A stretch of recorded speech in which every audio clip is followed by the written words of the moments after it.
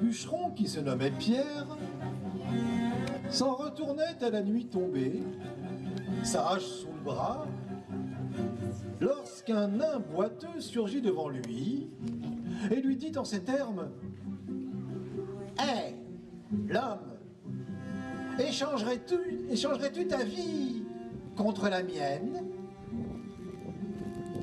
Pris de court, le bûcheron tarda à répondre. Alors le nain fit un geste de la main. Et avant qu'il n'ait le temps de dire ni quoi ni qu'est-ce, Pierre eut comme par magie la taille d'un enfant de 5 ans, des jambes torses, un buste difforme et des yeux globuleux. Tandis que son propre corps, vigoureux et de belle allure, s'éloignait à grandes enjambées, habité par une âme qui n'était pas la sienne. Attristé, notre homme voulut rentrer chez lui. Hélas, l'usurpateur l'y avait précédé, si bien que lorsqu'il se présenta devant sa femme, celle-ci le chassa à coups de balai.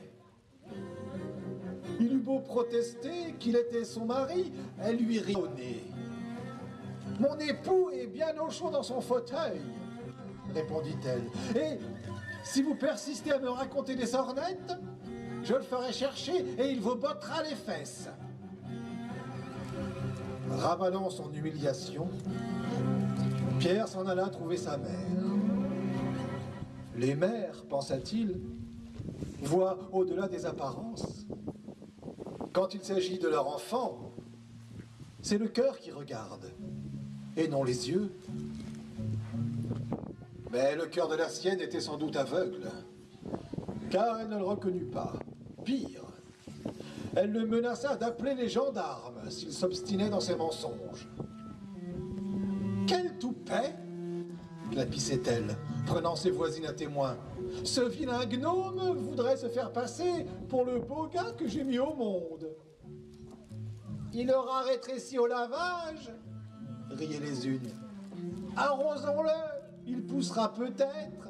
s'exclamaient les autres. Pierre, honteux et confus, s'éloigna sous les colibets. Ne sachant à quel saint se vouer, il décida de les solliciter tous et se rendit à l'église. Mais il eut beau brûler des cierges et marmonner cantiques et prières, le paradis fit la sourde oreille.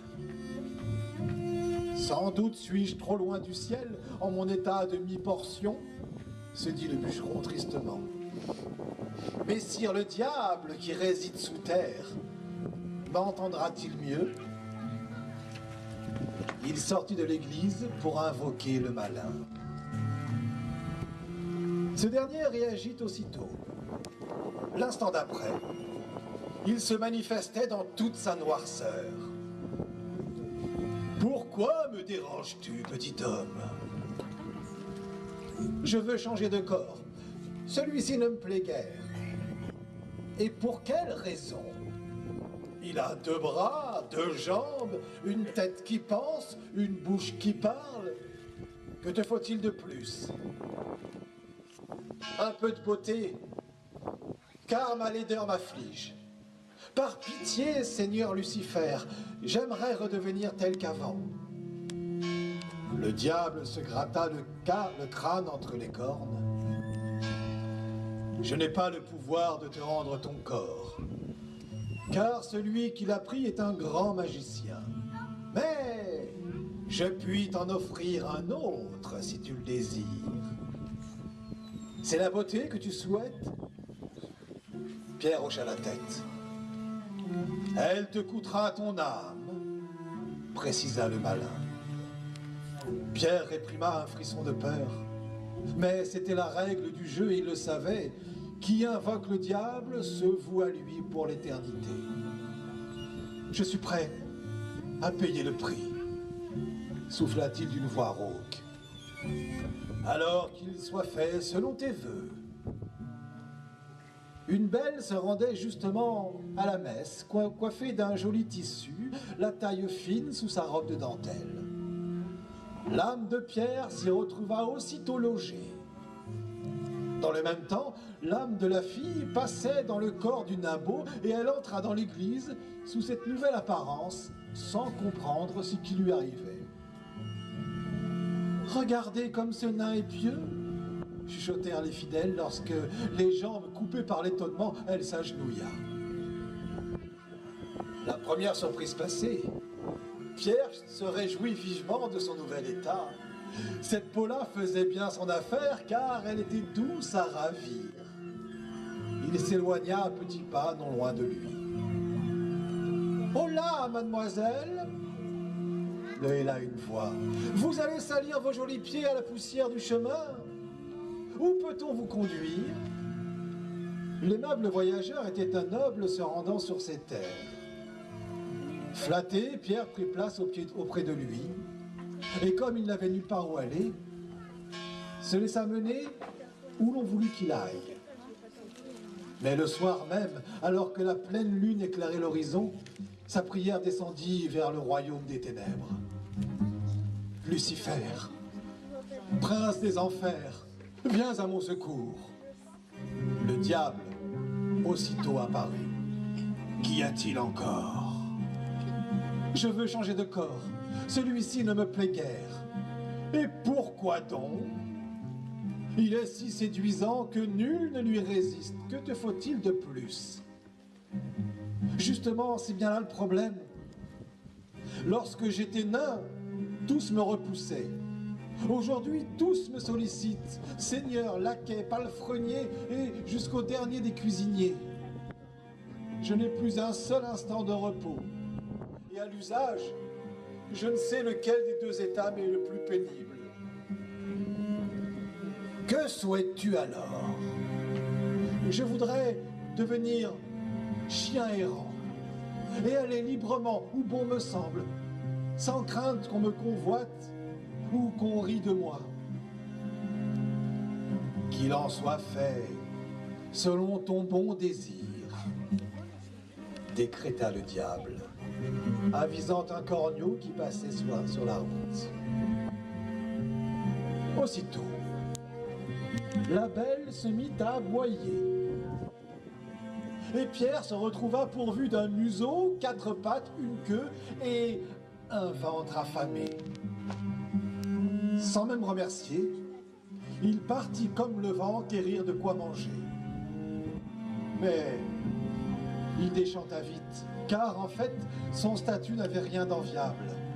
S'approchait-il d'une ferme, attiré par l'odeur du ragoût, on le chassait à coups de pierre. Poursuivait-il un lièvre afin de s'en nourrir, un renard lui volait sa proie. Tentait-il de s'introduire dans un poulailler, un coq furieux lui lardait les mollets. Et tout à l'avenant, de déboire en déboire, notre chien atteignit le soir, le ventre creux. Il était plus de minuit lorsque ces cris parvinrent au royaume des ténèbres. « Lucifer, prince des enfers, viens à mon secours !» Le diable aussitôt apparut. « Qu'y a-t-il encore ? » « Je veux changer de corps, celui-ci ne me plaît guère. » « Et pourquoi donc ? Tu es libre, sans attache, la nature t'appartient, que te faut-il de plus ? Que me sert d'être libre si je meurs de faim ? Je voudrais me suffire à moi-même, n'attendre rien de personne, n'être assujetti ni aux humeurs des uns, ni aux désirs des autres, car le voilà, le véritable bonheur, se satisfaire de ce que la nature nous offre à foison, le suc de la terre et l'eau du ciel. Messire le diable, je voudrais être un arbre. Ainsi fut fait. Pierre devint un chêne. Durant quelque temps, cet état le contenta pleinement. Il était en effet grand, fort et beau. Nul ne lui disait « fais ceci » ou « fais cela ». Il n'avait pour unique besoin que les substances puisées par ses racines dans le sol, le vent, la pluie, l'orage et le soleil d'été. Que demander de plus à l'existence ? Hélas, ce bonheur fut de courte durée. Un jour, une hache entama son tronc, celle de Pierre, ou du moins de l'usurpateur que tout le monde prenait pour tel. Coup après coup, le chêne vit celui qui avait volé son visage, volé également sa vie. La haine le terrassa, plus encore que la lame. Dans un craquement sinistre, on le vit vaciller, comme s'il cherchait l'endroit où tomber. Sa ramure s'inclina à droite, puis à gauche, et de tout son poids, il s'abattit sur le bûcheron, le tuant net. Si les arbres pensaient, se dirent les spectateurs du drame, l'on eût pu croire que celui-là avait prémédité son crime. Tandis qu'il agonisait près du cadavre de son ennemi, le chêne vit passer un chien errant, l'oreille et la queue basse. Puis